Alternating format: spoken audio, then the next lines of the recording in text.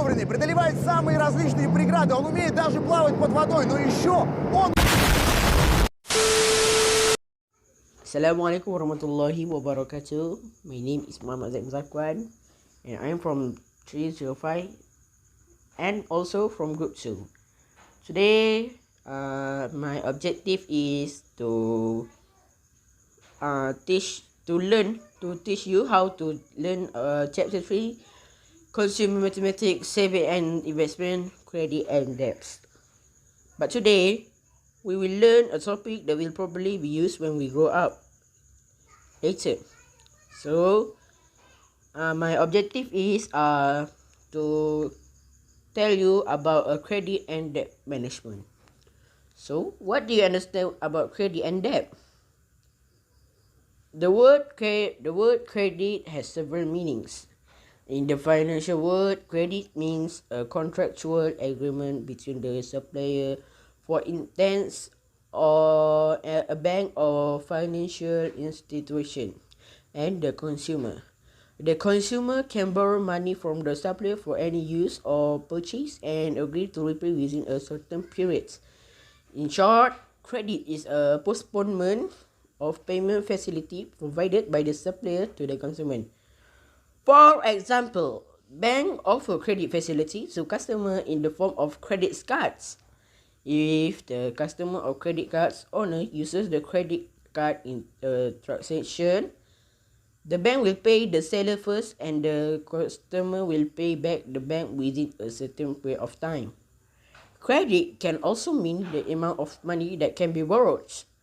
For example, for credit card, if the credit card limit is Rm10,000, then the card owner has the ability to buy goods or make transaction up to 10,000 ringgit with their card. So, what is about debt? What is the meaning about debt? Debt usually means an amount that has been borrowed but has not been settled. If a transaction is made using a credit card, the credit will be converted into debt. So, here we have to learn a personal budget. Personal budget is the estimated income and expenditure of an individual for a given period. The practice of making personal budget is strongly encouraged so that an individual can plan spending prudently, no greedy, avoid overspending, and also can save their money. So how do you manage credit and debt wisely? Credit card users need to settle the debt payment within the period stipulated by the bank to enjoy interest-free periods. Pay the outstanding balance list on the credit card statement. The minimum amount paid by the credit card holder provides opportunity for the bank to charge interest on the balance and may also incur late payment charges. Pay within the cash discount period for the payment of debts. That is how to settle the debt wisely. Yeah. So at here, when we grow up later, this topic will be useful to us if we want to borrow money from the bank wisely.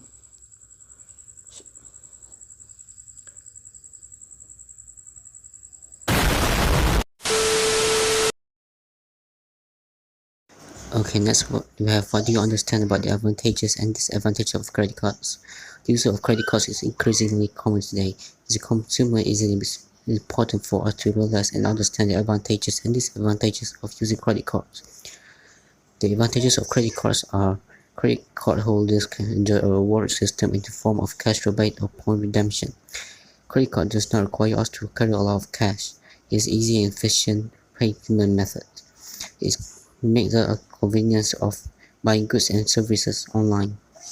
Next, the disadvantages of credit card are incurred charges such as annual fees, finance charges or interest, cash advance interest charges, and late payment charges. We can also avoid spending while using credit cards. Lastly, some stores do not accept credit payment. However, not all individuals are eligible for a credit card. There are several conditions that an applicant must adhere to. The applicant must be 21 years old and above, the minimum income of 24,000 ringgit per annum and meets other requirements set by the bank, and requires salary slip or supporting documents. Credit card users must comply with the obligation as a credit card user when signing the credit card application form. Firstly, do not give credit card details to strangers. Second, we must remember the PIN number and do not record the PIN number on the back of the card. Lastly, we must track the transaction in the credit card statement received at the end of the month. That's all from me. And what do you understand about the impact of minimum payment and late payment on credit card use? The credit card holder will receive a financial statement for the credit card monthly. In the statement, there are details such as a credit limit, statement date, latest amount, minimum payment amount, type of charge, and so on. The card holder should pay the statement balance immediately so that no financial charges are incurred. But banks provide flexibility by allowing users to pay in a given period, known as the interest-free period. Usually, this period is 20 days from the statement date. To enjoy this privilege every month, the cardholder must pay the total balance of credit card statement or make a minimum payment in the interest-free period. The minimum payment is usually 5% of the total balance of the credit card statement, or a minimum of 15 ringgit. If there is still a balance of the latest amount upon expiry of the interest-free period, a finance charge or interest will be imposed on the balance based on daily rate.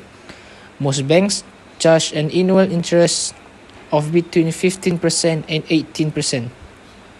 In addition, if no payment is made within the interest-free period, then the minimum late payment charge of 10 ringgit or 1% of total outstanding balance as the statement date will be charged. We look at example 16. Encik Ahmad received his credit card statement for January 2019 from Bank Sentosa. The statement shows that Encik Ahmad has a current amount outstanding balance of 5,200. It is assumed that Encik Ahmad did not use his credit card in February. A. What is the minimum payment to be paid? Okay, solution. Encik Ahmad has in his current amount is 5,200. So minimum payment will usually 5% of the total balance of the credit card statement. So 5% of the 5,200 Encik Ahmad is 216, which means his minimum payment. So this amount exceeds 15 ringgit. Thus, the minimum payment to be paid by Encik Ahmad is 216. So Encik Ahmad will be paid 216 for the minimum payment. B. If he only makes a minimum payment for January and the statement date is 15 days from the expiry date of the interest-free period, what is the balance shown in his February statement? So, his outstanding balance is 5,200 minus to his minimum payment. So, his outstanding balance 4,914. Period subject to financial charge is 15 days over a year. So interest charge, Encik Ahmad will be charged 18%. So 18% of 4,940 times 15 days over a year, over 365. So interest charge to be charged by Encik Ahmad is 36 ringgit 55 sen. So his current amount or outstanding balance since February is 4,914 plus 36 ringgit 55 sen interest charge. So his current amount is 4,976 ringgit 55 sen. See, if he missed his payment for January, what is the balance shown in his February statement? Okay, outstanding balance is 5,200. So period subject to financial charge is 15 days over a year. So bank will charge for 18% for interest. So 18% of 5,200 times 15 days over a year. So for interest charge is 38 ringgit 47 sen. Then because of he missed his payment for January, So the bank will charge for late payment is 1%. Bank will charge 1% for late payment. So 1% of 5,200 plus 38 ringgit and 47 cent is 42 ringgit 38 cent for late payment charge.